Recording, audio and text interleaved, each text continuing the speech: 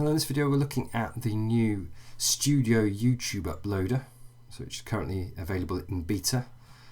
So when you go to upload a video in YouTube, it offers you the option to use the Studio YouTube uploader at studio.youtube.com.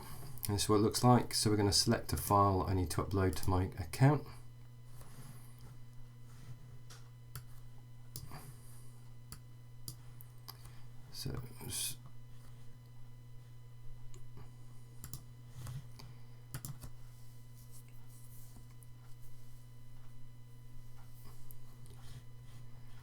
So it's allowing us a very similar, slightly different format, but allowing us to add a title. We can add a description.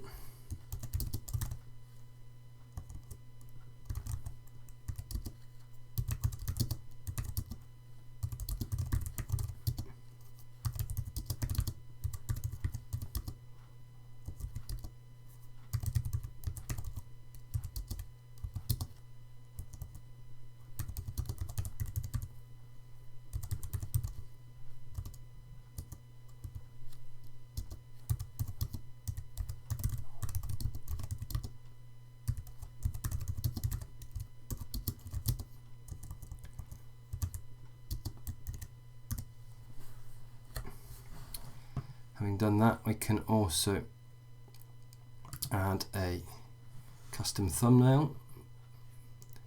So I use Canva for my custom thumbnails, but Adobe Spark equally good. I find just by adding a thumbnail, it just makes everything look a bit slicker. We can now check. Happy with that, we go next. It allows us to add a playlist. So we can choose, I'm going to choose my 365. We can add an end screen.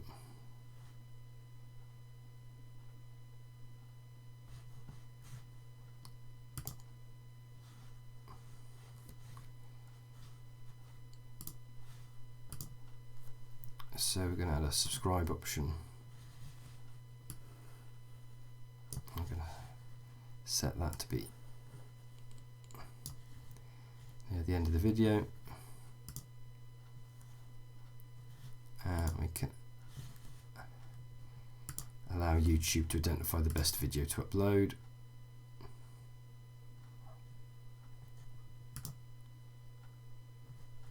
I'll just cancel that, just make that, move those back a bit. Right, let's try that now.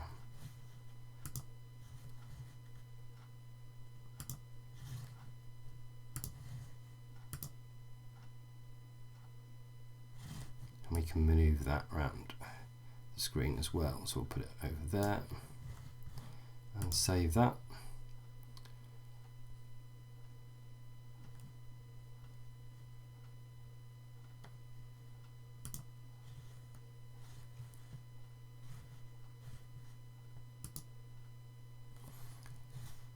We can then close that tab having saved it.